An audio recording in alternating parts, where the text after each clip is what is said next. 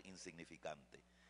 Y yo espero pues que al finalizar usted también pueda sentir algo, al menos algo parecido. Tenemos aquí principios generacionales de nuestro Dios. Yo quiero decirle, hay muchos principios, muchos, que estudiarlo llevaría mucho tiempo y desarrollar también. Para darle una idea, aquí tengo 11 páginas que tengo que darles a ustedes, escrita a mi mano, en el sentido de que tienen que escucharme las 11 páginas. Así es que si estudiáramos más de 6, que fue lo que estudié, imagínense dónde vamos. Principios son reglas que se cumplen o deben seguirse con cierto propósito, o ideas o normas que orientan la manera de obrar de una persona. Reglas que se deben de seguir, cumplir, seguir con cierto propósito, y ideas o normas que nos orientan cómo debemos de trabajar, conducirnos en esta tierra. Vemos algunos principios. El primero que vamos a mencionar tiene que ver con el monoteísmo. Se dice que es el primer principio fundamental de la religión hebrea, el monoteísmo, que es la creencia en un solo Dios, en un solo Dios. En Israel, el monoteísmo se fue conformando a lo largo de muchos años. Recordemos que cuando Dios llamó a Abraham, antes de Abraham, ¿quién estaba? Pensemos allá en el principio. Estaba Adán. Pasan los años, viene Noé. Pasan los años, entonces Dios llama a Abraham. Pero de allí para atrás, el pueblo no tenía un solo Dios. El pueblo hebreo tenía muchos dioses.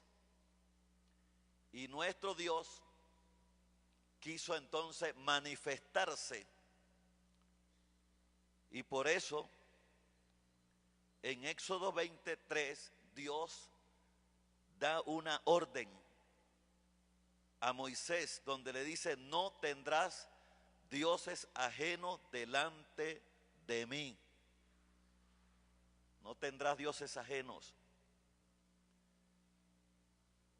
Y cuando Dios le está diciendo a Moisés, cuando él lo llama, que le da esta orden, este mandamiento prohibía, bueno, hay mucho, yo sí quiero pedirle disculpa, ahí no está escrito nada de eso, porque me llevaría mucho, pero al menos quiero dejarles la idea. ¿Está bien, hermanos? ¿Sí? Este mandamiento prohibía el politeísmo que caracterizaba todas las religiones del antiguo cercano oriente. Israel no debía adorar ni invocar ninguno de los dioses de las demás naciones. Eso también es para nosotros. Usted dirá: sí, yo adoro a Dios. Pero muchas veces nosotros nos formamos dioses como el dinero. Y ahí vaya pensando usted qué otros dioses gobiernan a muchos creyentes en la actualidad. Y Dios sigue diciendo: no tendrás dioses ajenos delante de mí. Ese es el mismo significado que Dios le dio en los tiempos de Moisés. Es el mismo significado que Dios le sigue dando hoy a la iglesia. A la iglesia. Por lo menos Cuando recibe esta orden,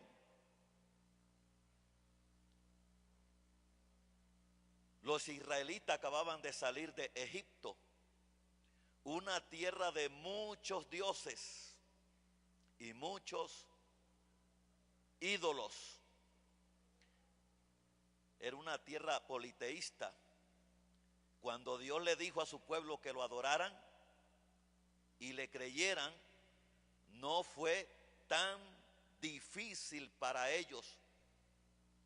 ¿Por qué no era difícil para el pueblo de Israel adorarle y creerle? Porque simplemente era un Dios más que agregaban a la lista de ese entonces. Cualquier pueblo podía venir a Egipto y decir, nuestro Dios se llama tal, ok, lo agregaban a la lista. O sea que no era difícil cuando Dios entonces le pide que lo adoren y crean en Él. No era difícil. Pero cuando le dijo, no tendrás dioses ajenos delante de mí, fue difícil de aceptarlo delante del pueblo en cierto sentido, para ir a Dios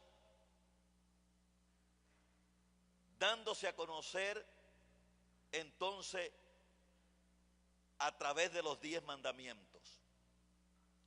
Cuando uno lee los 10 mandamientos, que está en Éxodo 10, 12 al 17, hablaba Dios desde el cielo. Note usted cómo Dios se va manifestando al pueblo. Él está diciendo, yo no quiero que tengan otro Dios delante de mí. Los otros dioses son estáticos. No hablan, no oyen, no tocan, no caminan. Los otros dioses. Pero este Dios que se está dando a conocer ahora, Él sí habla. ¿Y habla desde dónde? Desde el cielo. Éxodo 20, 22. Está en el monte Sinaí.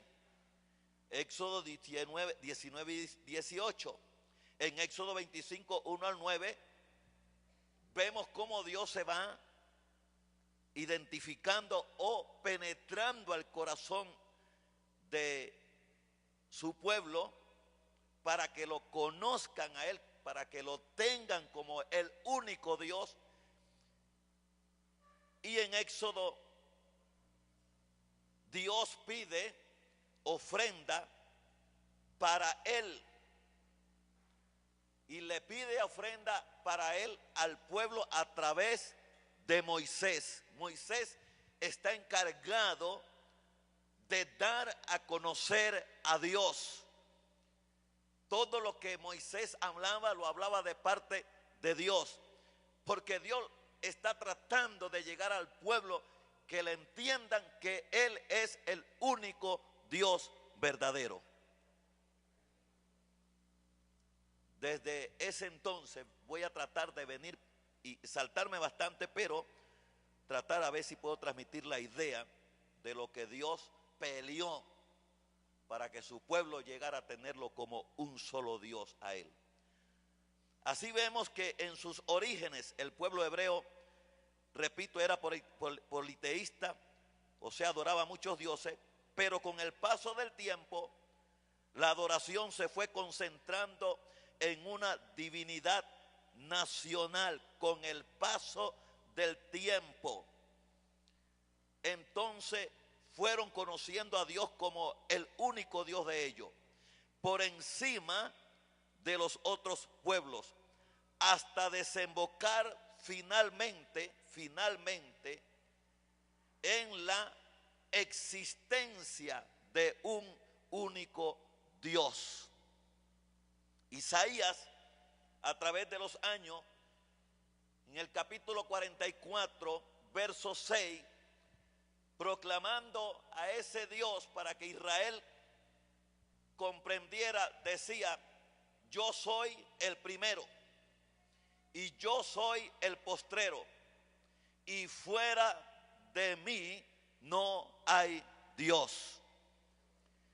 Isaías en 44:8 dice: no hay Dios sino yo. No hay fuerte, no conozco a ninguno. Qué tremendo.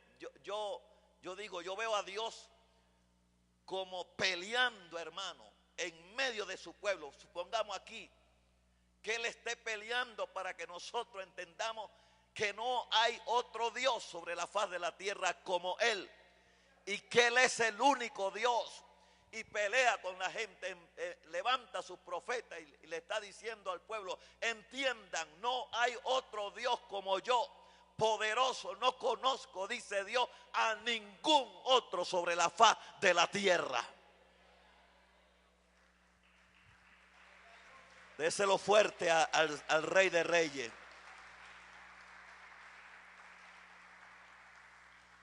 Isaías sabía que en Génesis 17:1 Dios le había dicho a Abraham: yo soy el Dios todopoderoso. Siempre Dios, como quien dice: a mí nadie me va a ganar, nadie va a ocupar la posición mía ante mi pueblo, ante Israel, que es mi pueblo. Nadie me va a quitar ese lugar. Wow, ojalá fuéramos nosotros así en cuanto a la fe en Cristo, de que el diablo no nos arrebate la salvación a nosotros, de que no nos arrebate el ministerio que Dios nos ha dado, que no nos quite el don, el talento, o sea, no lo opaque, no nos silencie. Así es Dios, aprendamos un poquito de nuestro Dios. Jeremías 10:10, más adelante de Isaías, Jeremías sigue proclamando: mas Jehová es el Dios verdadero, Él es Dios vivo. Nuestro Dios es un Dios actual y habla, por eso Él es Dios vivo. Y hay otro pasaje que dice: Él no es Dios de muertos, sino de vivos. ¿Por qué se habla y se dice que es Dios que es de vivo o es vivo? Porque Él habla. Las estatuas no hablan, no caminan, no palpan, no oyen, no hacen nada. Y nuestro Dios sí habla y camina, se mueve por donde quiera, donde quiere, cuando quiera y como Él quiera. Mateo 22:32, Jesús dice: yo soy el Dios de Abraham. Jesús habla de ese Dios: yo soy el Dios de Abraham, Isaac y Jacob. Y Él sigue diciendo: Dios no es Dios de muertos, sino de vivos. Cuando Jesús nace, Mateo comienza su evangelio con una genealogía para probar que Jesús es descendiente del rey David y de Abraham. Mateo 1:1-17. Y así dar a conocer al único Dios verdadero a través de su persona a la iglesia, de la cual Él es su Salvador. Así es que Dios desde un principio le dijo a Israel: no tendrás dioses ajenos delante de mí. Y esa frase fue proclamada por los años, hasta que Jesús mismo, el Hijo de Dios, dice que Él es el Dios verdadero, el único. No hay otro Dios para nosotros. Le damos un aplauso al Señor. Ese es el principio del monoteísmo. Dios dándose a conocer como el único.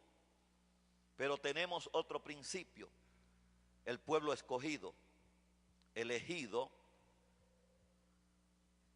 en Éxodo 3, 7 y 10.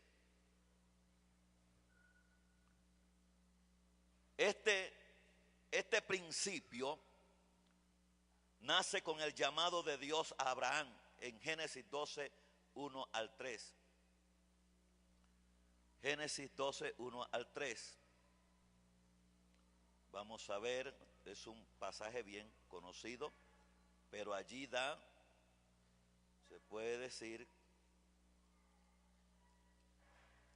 el nacimiento de esta elección. Génesis 12.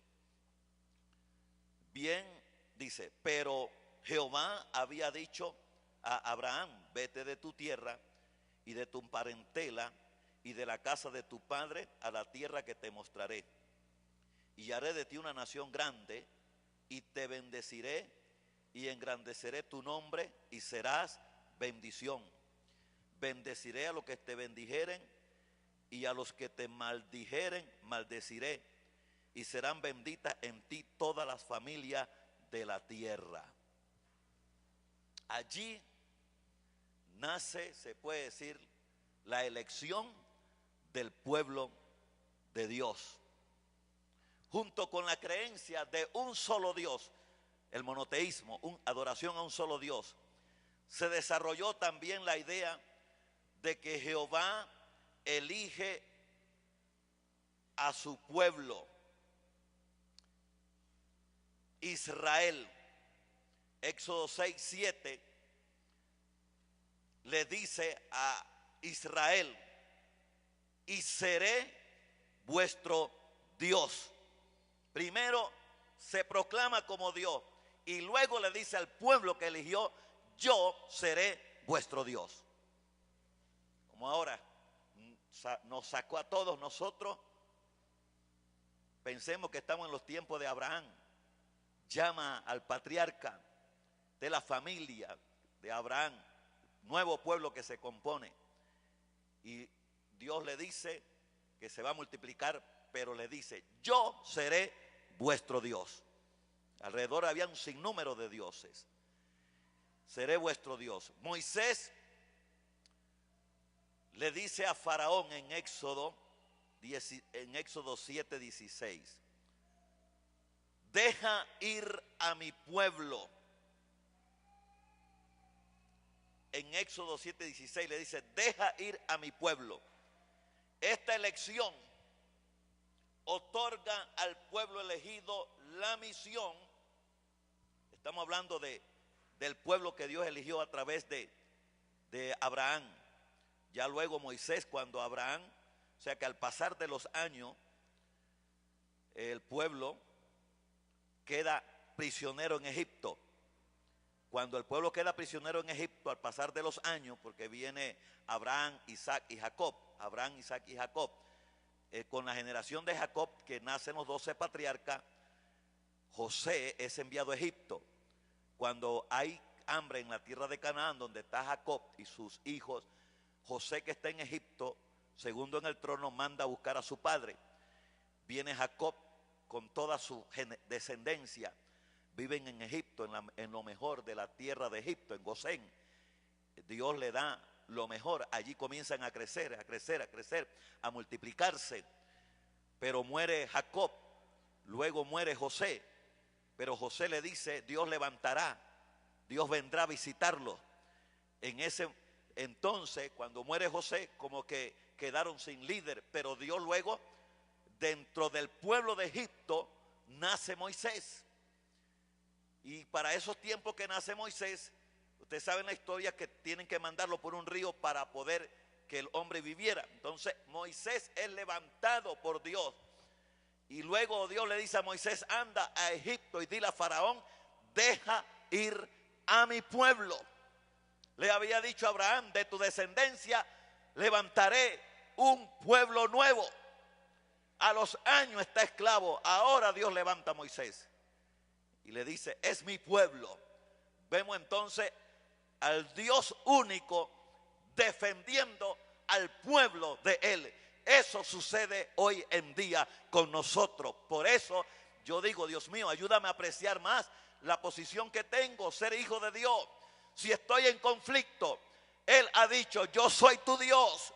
Y en medio del conflicto, Él está para defenderme como miembro del pueblo de Él. Así es que vemos a un Dios que nos defiende. Pero La elección del pueblo elegido, prácticamente se puede decir que esa elección le otorga la misión superior de transmitir a toda la humanidad la voluntad de Dios. O sea que entonces nosotros, como pueblo elegido de Dios y como teniéndolo a Él como el único Dios verdadero, conociendo cuál es la voluntad de Dios, se nos comisiona a llevar ese mensaje a toda la humanidad. Si usted va a vivir 100 años, los 100 años de después que usted conoce a Cristo, hasta esos 100 años usted tiene que llevar la voluntad de Dios a las almas perdidas. A ver cuánto me estoy dando a entender en algo hasta aquí. Sí. Bueno, es que el viernes pasado yo enseñé en la iglesia y por primera vez en 20 años ni yo mismo entendía lo que predicaba. Y le dije a la iglesia, ¿ustedes me han entendido algo? Sí. Digo, bueno, gracias a Dios porque ni yo entendí lo que enseñaba. Entonces ya uno queda con eso, esperando recuperarme hoy, ¿verdad? Porque es así. Vienen nuevos asaltos y uno tiene que levantarse en el nombre del Señor. Muy bien. Dar a conocer entonces a su pueblo cuál es su voluntad. En Génesis 12, vuelva a Génesis 12, versos 2 y 3. Cuando usted lee ese texto, usted se dará cuenta que Dios planeó, Dios en su plan, Dios planeó desarrollar una nación con gente que llamaría suya. Y prácticamente llevó a Abraham de la tierra impía, Ur de los Caldeos. Recuerde que de allá era Abraham, de Ur de los Caldeos. Su padre, Tare, si no me equivoco, es así, era idólatra, a pesar de que era hebreo, porque en ese tiempo se adoraban muchos dioses. Abraham venía con la misma creencia. Entonces Dios lo llama aquí y Dios planea a través de él levantar una nueva nación. Y viene de esa tierra impía y egoísta, prácticamente de Ur, a la región fértil de Canaán, donde se podría Abraham establecer con su familia y allí establecer la nación, esa nueva nación que Dios levantaría moralmente y entregada a él. Así que Dios le está diciendo, de aquí en adelante, Abraham, tú no adorarás más dioses. Tus padres te enseñaron, pero yo te digo, no tendrás dioses ajenos delante de mí. Y de tus lomos, el primero que nazca, le vas a enseñar que yo soy su Dios y que Él es parte de mi pueblo. ¿Y quién fue el primero que nació? Abraham, Isaac. Y a Isaac se le enseñó, Jehová es el único Dios verdadero. Aleluya, Dios es bueno.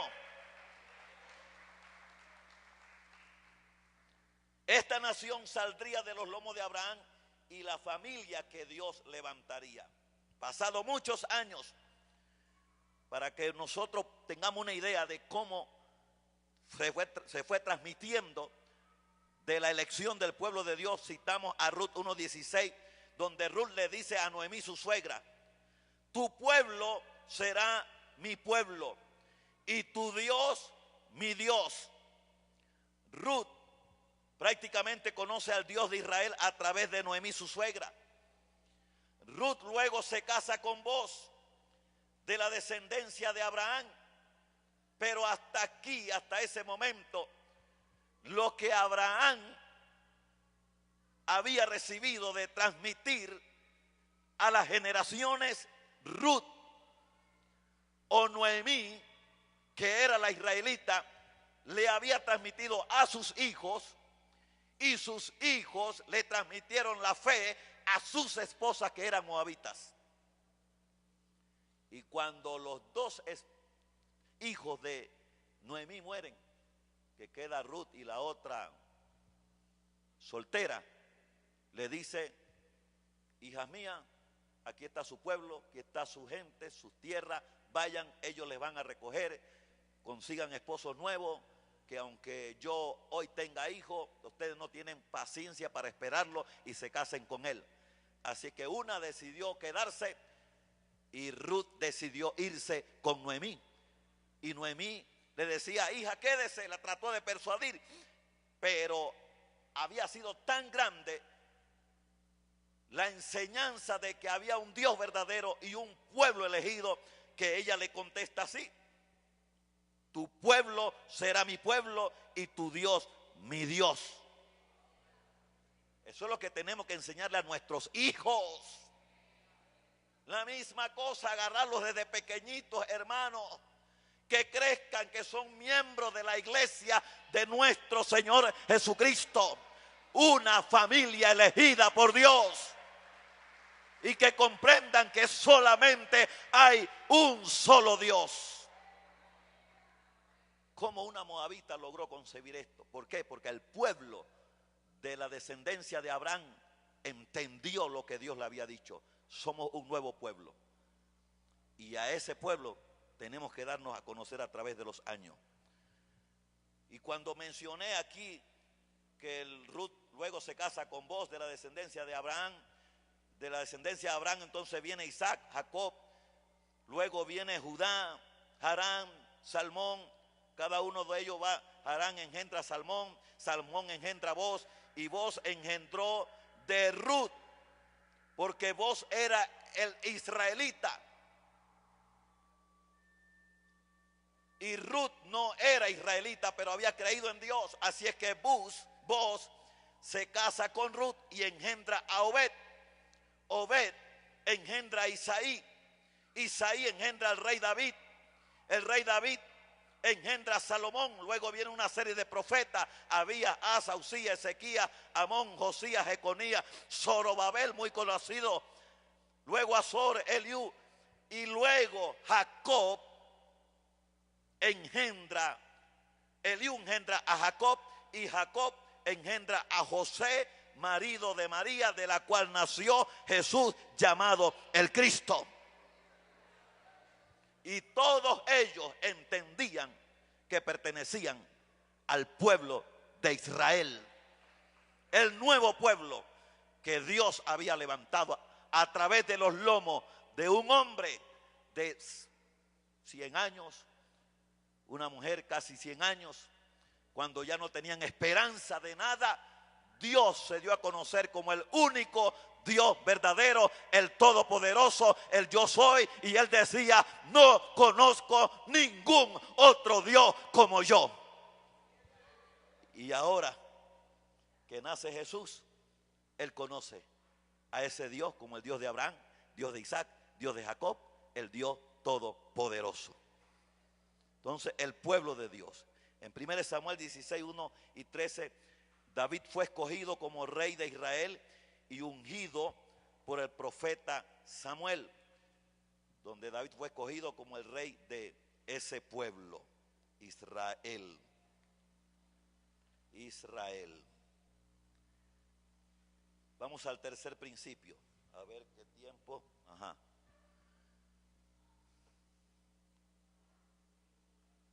Tercer principio, el principio de alianza. Génesis 17:10. Génesis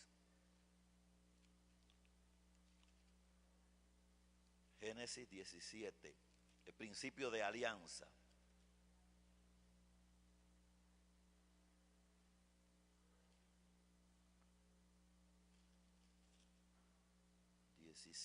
Versos 10. A ver. Este es mi pacto que guardaréis entre mí y vosotros y tu descendencia después de ti, será circuncidado todo varón de entre vosotros. Este es el pacto entonces que Dios levanta con Abraham. El pacto de la alianza. Bueno, yo quería saltarme esta hoja, pero no puedo. Y también les voy a decir que me costó mucho escribir para dejarlo en el aire. ¿Está bien? En base al pueblo de Dios. Solamente voy a seguir leyéndoles aquí. Ustedes pues traten de ver cómo Dios al menos que reciban en la mente. Según de Samuel 1:10, cuando Dios levanta a David, luego a Salomón, como líder del pueblo de Israel, viene Salomón. Salomón pide sabiduría y ciencia para gobernar el pueblo de Dios, que es grande.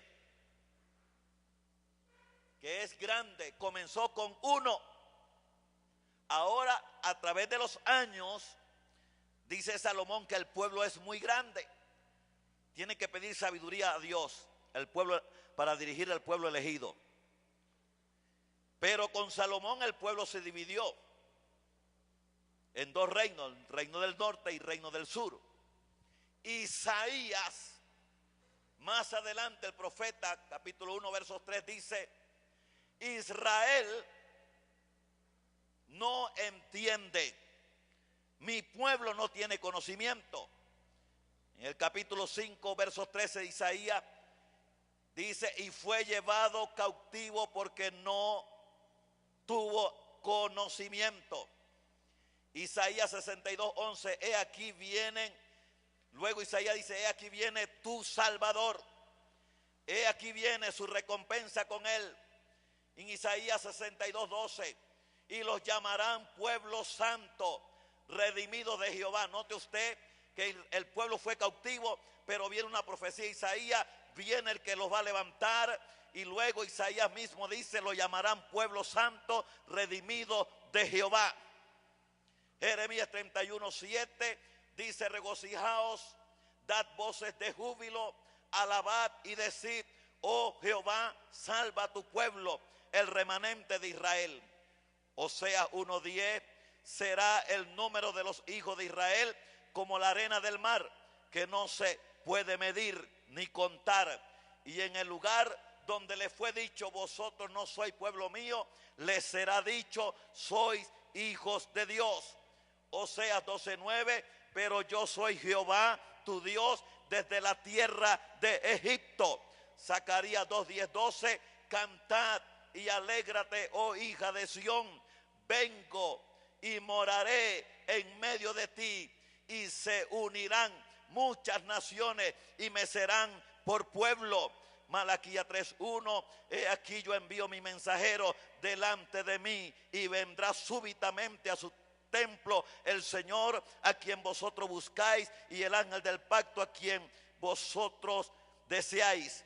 Malaquías 4:5, he aquí yo envío al profeta Elías. Malaquías 4:6, él hará volver el corazón de los padres hacia los hijos y el corazón de los hijos hacia los padres. Marcos 1:2, he aquí como está escrito en Isaías: he aquí yo envío mi mensajero delante de ti, el cual prepara el camino. Marcos 1:7, y predicaba Juan diciendo: tras mí viene. Mateo 4:16, Isaías profetizó: el pueblo que estaba en tiniebla vio gran luz, luz le resplandeció. Era el pueblo que había nacido con Abraham, judío y gentil. Entonces, Romanos 9:25, llamaré pueblo mío al que no era mi pueblo. 1 Pedro 2:9-10, mas vosotros sois linaje escogido, pueblo adquirido por Dios, para anunciar las virtudes de aquel que los llamó a su luz admirable. Jesús dijo: yo soy la luz, el que me sigue no andará en tinieblas. 1 Pedro 2:10, en otro tiempo no éramos pueblo, pero ahora hemos sido alcanzados por misericordia. Hoy nosotros somos su pueblo, los lavados con la sangre de Cristo, adquirido, comprado a precio de sangre. A precio fuiste comprado. Corriendo, pero espero que comprendan, es que es un principio. Es un principio que viene desde ese entonces. Y luego entonces viene el de la alianza. En Génesis 17:10 que leímos. De esta forma, entonces entendiendo que hay un Dios y un solo pueblo, viene una alianza que se establece, una alianza entre Dios y su pueblo por medio de Abraham a través del rito de la circuncisión.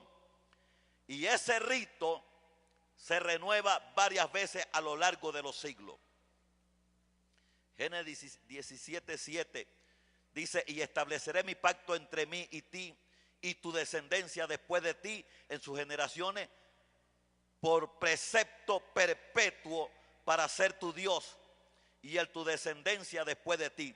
En el verso 9 de Génesis 17 dijo de nuevo Dios a Abraham: en cuanto a ti guardarás mi pacto, tú y tu descendencia después de ti por sus generaciones.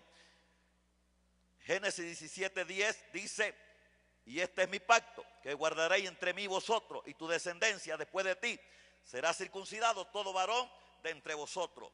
Dios le dio el pacto de la circuncisión a Abraham, y Abraham circuncidó a Isaac en Génesis 21:4.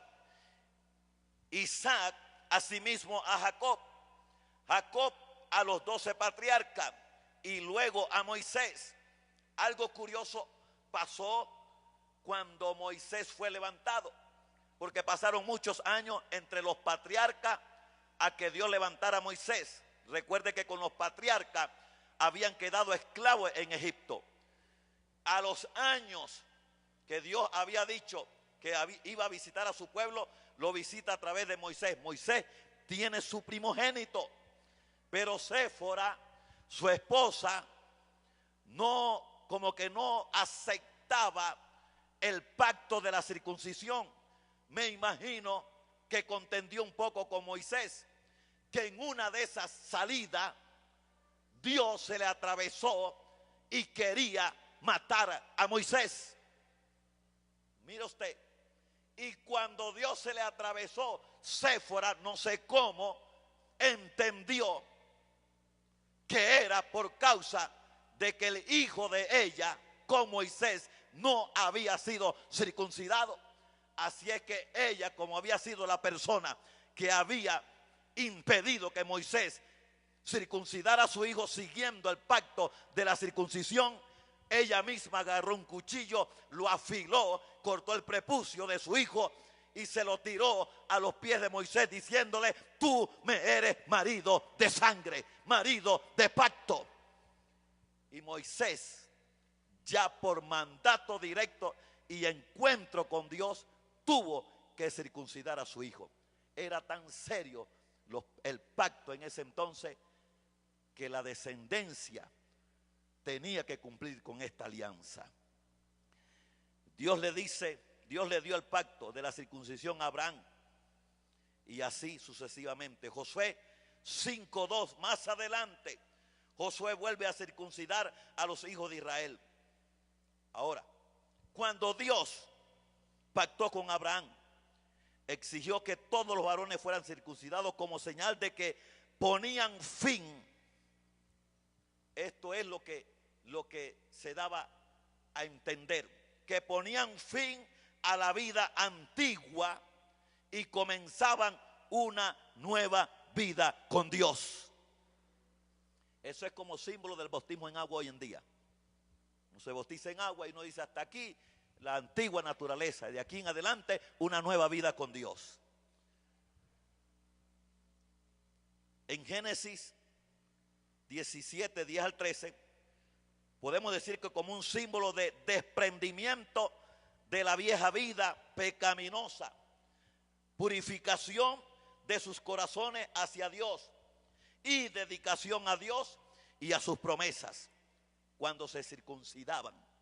La circuncisión tendía a separar al pueblo de Dios de sus vecinos paganos en los días de Abraham, y era señal para desarrollar un culto puro al Dios verdadero. De esta forma se establece una nueva alianza, en Dios y su pueblo.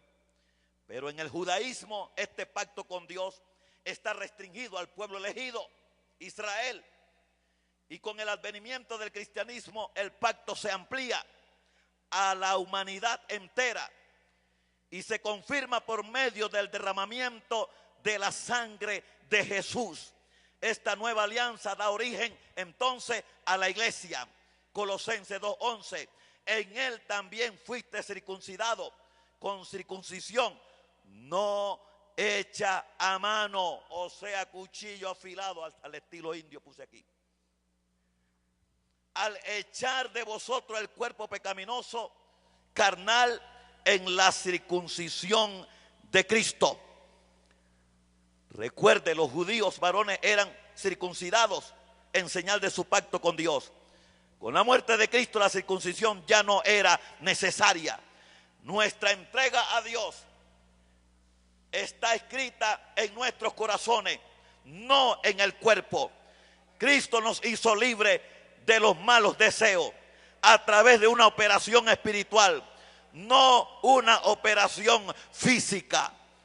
Dios quita nuestra antigua naturaleza y nos da una nueva vida. Gálatas 5:24, pero los que son de Cristo han crucificado la carne con sus pasiones y deseos. Esto no significa que nunca más volveremos a ver rasgos de estos deseos nuevamente en nosotros. Como cristianos hemos sido liberados del poder del pecado y no debemos dejarnos dominar por él.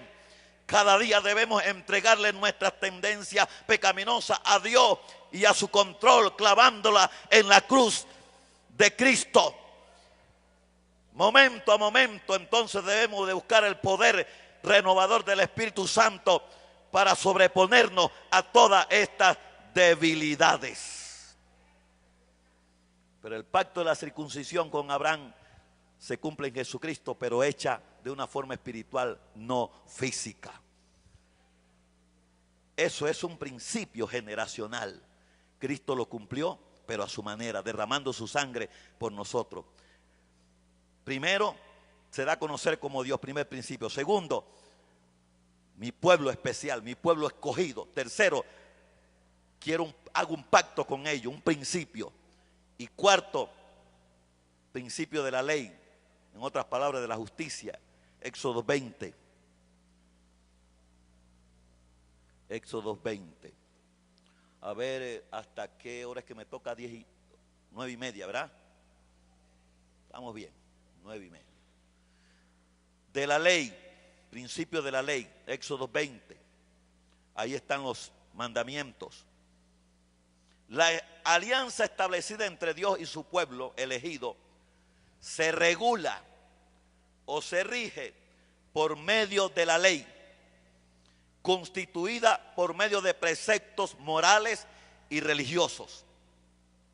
Estos preceptos tienen que ver las relaciones entre el hombre y su Dios, como el comportamiento entre el individuo y el pueblo. En otras palabras, pensemos, los mandamientos de hoy en día, que es lo que dice aquí, tienen que ver de mi relación con Dios.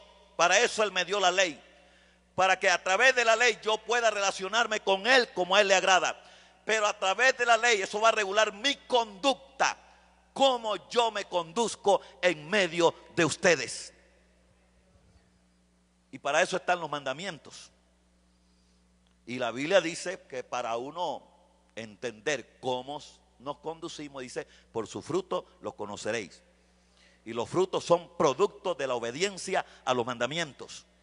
En ese tiempo, obediencia a la ley de Dios. Si obedecían la ley de Dios, iban a dar frutos buenos. Si desobedecían, frutos malos. Entonces, la observancia de la ley recibe el nombre de justicia. O sea que aquel que practica los mandamientos, que vive los mandamientos, prácticamente está haciendo justicia. Por eso la Biblia dice que ¿qué es lo que pide Dios de nosotros? Amar misericordia y hacer justicia. Y a la vez ella involucra la aceptación de la voluntad divina. Observar la ley o dejarnos regir o guiar por ella involucra que yo debo aceptar la voluntad divina. Debo tener una confianza en Dios. Y el temor, el respeto o reverencia y llamar a Dios sobre todas las cosas. Cuando hablamos de los mandamientos, podemos decir que los mandamientos resumen la ley moral de Dios para su pueblo y describe sus obligaciones hacia Dios y hacia los demás. Cristo y los apóstoles afirman que como expresiones válidas de la santa voluntad de Dios, sigue siendo obligatorios para los creyentes del Nuevo Testamento. Mateo 22, 37 al 39 y 40. Jesús dice que si amamos a Dios y a nuestro prójimo, por naturaleza guardamos los mandamientos. Así que concentrémonos en cumplir con los mandamientos para demostrar que amamos a Dios y a los demás. Juan 14, 15 dice: si me amáis, guardad mis mandamientos. La ley, los mandamientos regulan nuestra relación con Dios y mi relación con el prójimo. Y Dios dice: yo les dejo la ley para que ellos se conduzcan en base a la ley. Y recuerde, ya hoy nos conducimos a través de los mandamientos. Y fin de cuentas cumplimos con los mandamientos del Antiguo Testamento, resumidos en amar a Dios y amar al prójimo. Si eso lo cumplimos, estamos cumpliendo con el resto de los mandamientos. Podemos cumplir con todo, y si faltamos en este mandamiento, no vale de nada, dijo Jesús.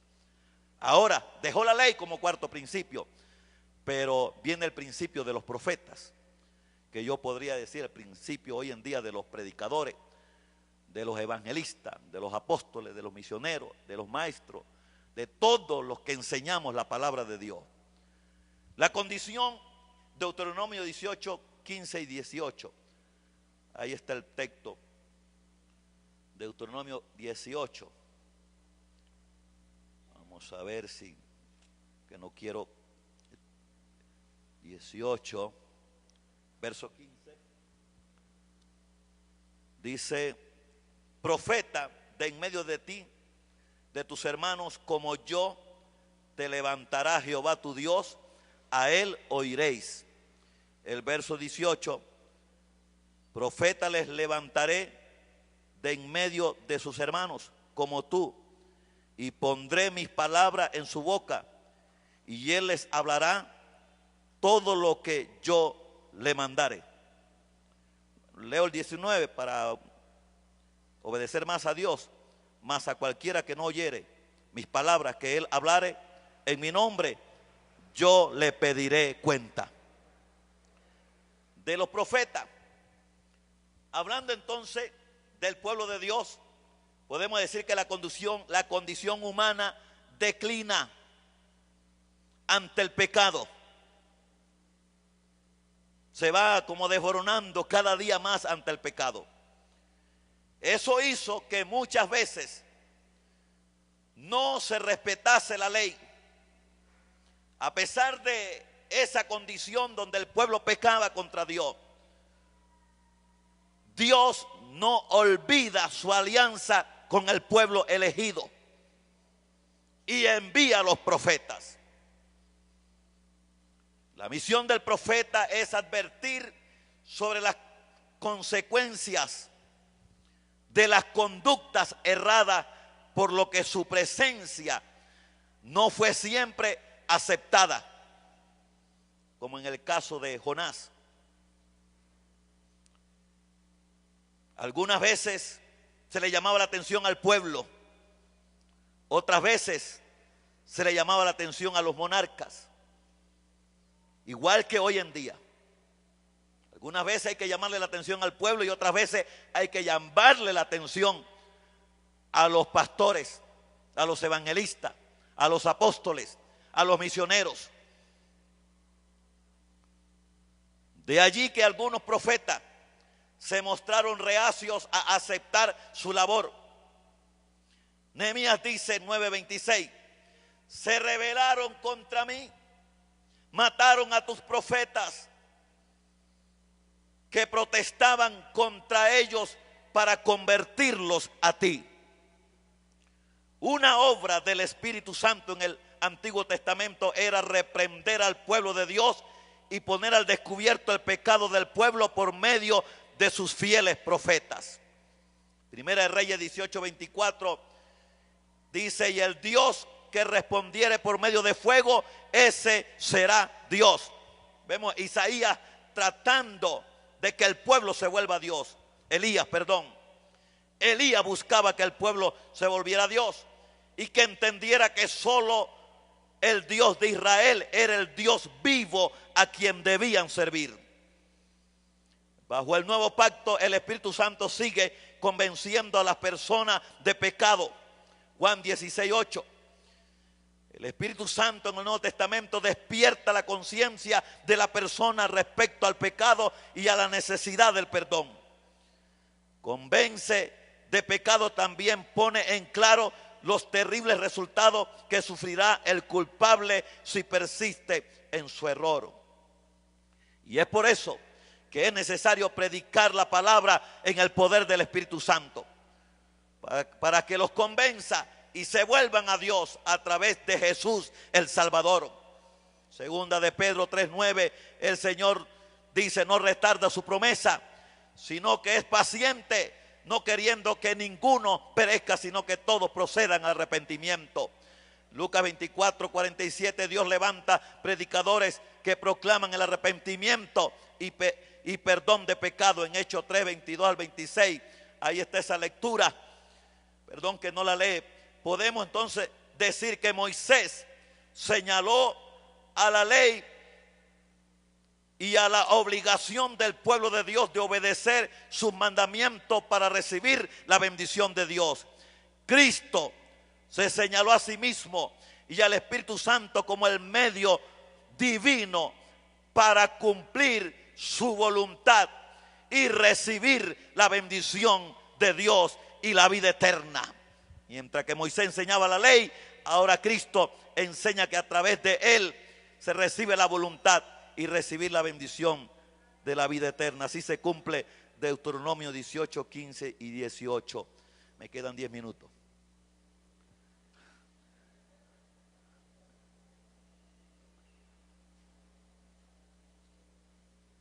Me voy para el último. Viene entonces el mesiánico, principio del mesiánico, ungido, del mesiánico, el ungido de Dios. Dice, en este camino de confianza en la renovación de la alianza con Dios, el judaísmo concibió una idea de que debía llegar un Salvador, el Mesías, capaz de redimir al pueblo de su sufrimiento. ¿Qué pasaba hasta aquí? Era que el pueblo no podía levantar cabeza. El pueblo no podía ser libre del pecado.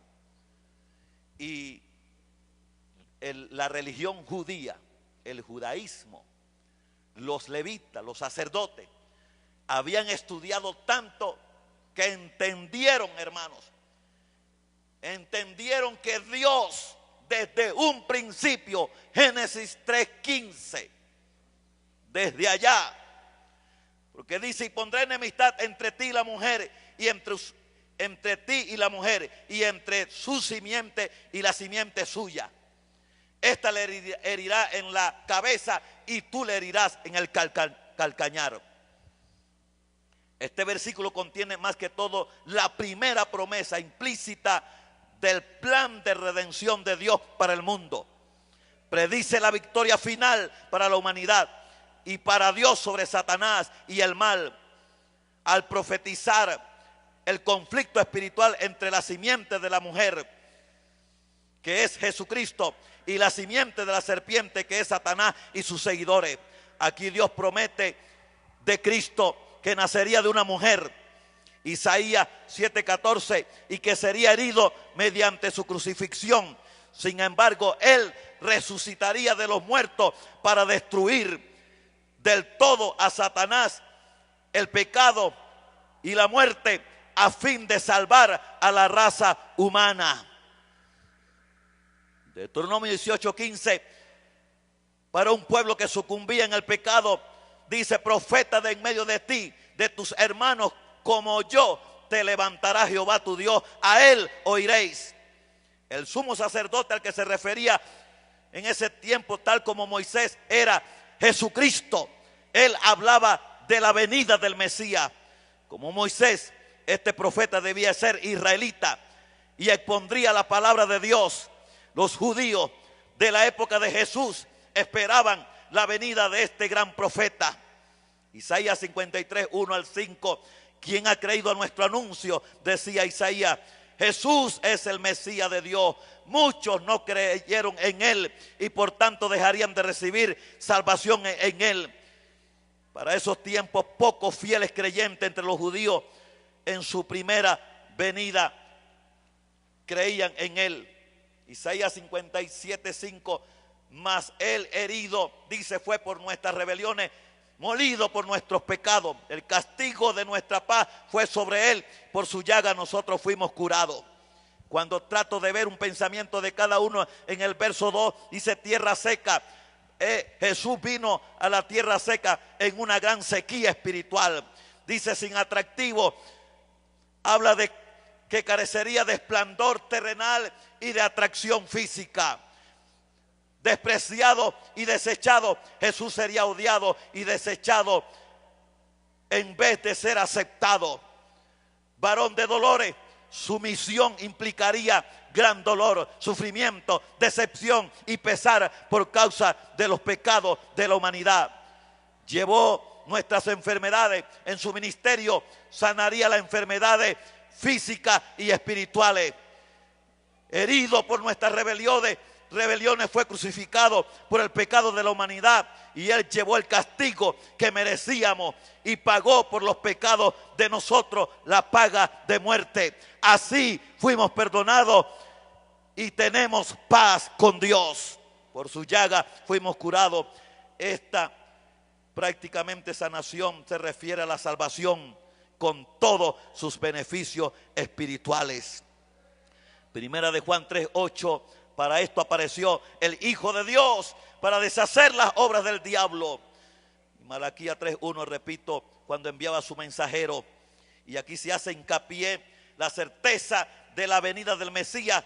Cuando Malaquías profetizaba: envió mi mensajero delante de mí. Se hace certeza la venida del Mesías. Antes de eso enviaría un mensajero. Y se cumplió con la venida de Juan el Bautista. Vino como el precursor de Jesucristo.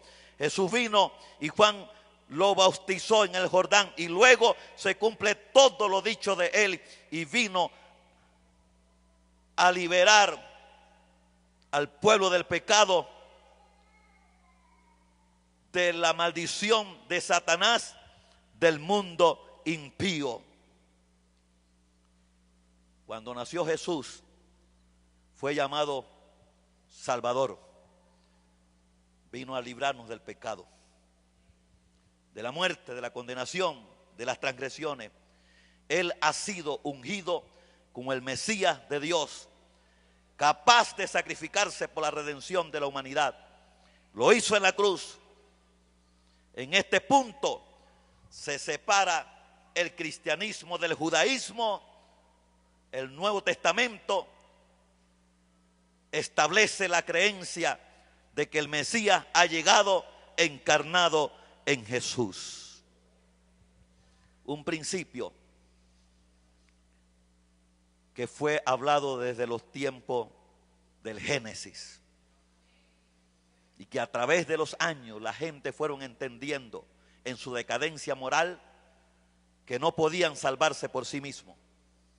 Y ellos dijeron, es necesario que venga entonces un Mesías para que nos libere de la maldición del pecado. Concluyo, me falta un minuto. Estos principios generacionales nos llevan a apreciar lo que Dios ha hecho con nosotros y a proclamar el mensaje de salvación a la humanidad. Y debemos de enseñarlos en nuestro hogar. Póngase de pie, dígale Dios gracias. Señor, gracias. Señor, tú eres bueno. Gracias por hoy el privilegio que tenemos.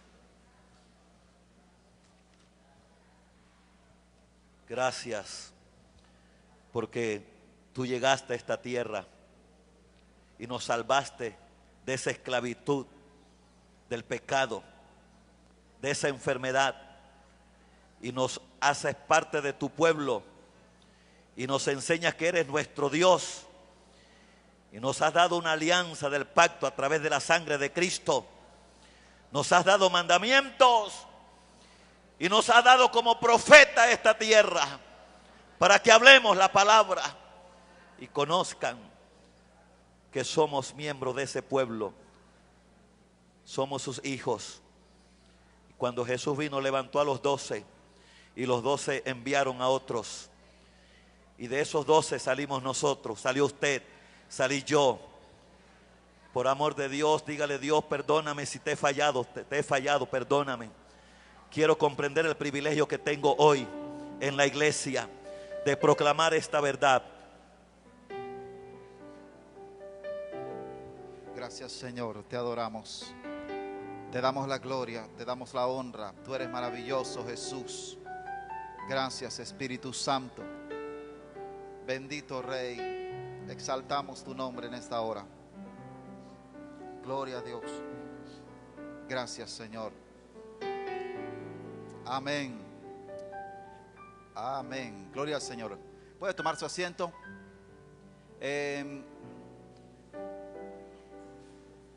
Lo que continúa en el orden del día es el taller de diáconos, detectando obreros y doctrinas falsas, por el reverendo Rafael Álvarez, y el taller de líderes simultáneamente, las relaciones del obrero con su familia, por su servidor. Los diáconos y pastores se quedan aquí en el templo, y los líderes y los aspirantes a credenciales, entonces vamos al salón que está acá arriba. Amén. Los que aspiran credencial deben tener la carta firmada por su pastor, ¿verdad? Llevarla. Mañana son 2 talleres que se van a dar, hoy y mañana en la mañana. Muy importante. Todo el que está aspirando a credencial, mañana se va a entregar el formulario para que usted lo llene para la siguiente entrevista. Se va a entregar mañana. Así que el seminario no se termina hoy, se termina mañana al mediodía. Amén. Eso es importante. Entonces, los dejamos aquí. Aquí el taller de diáconos y pastores, aquí en el templo. Líderes y aspirantes a credenciales acá arriba, entonces, en el salón. Amén. Que Dios les bendiga.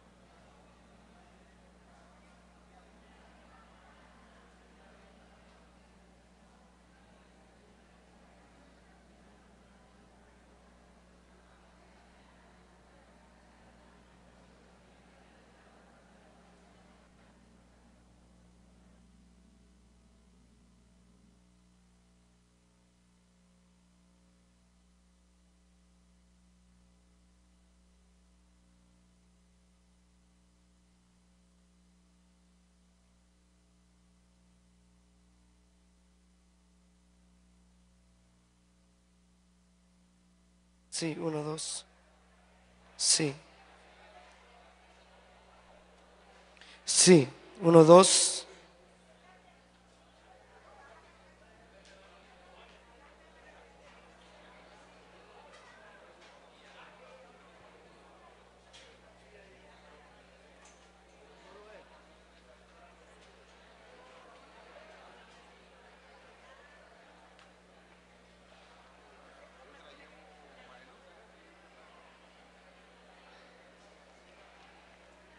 Sí.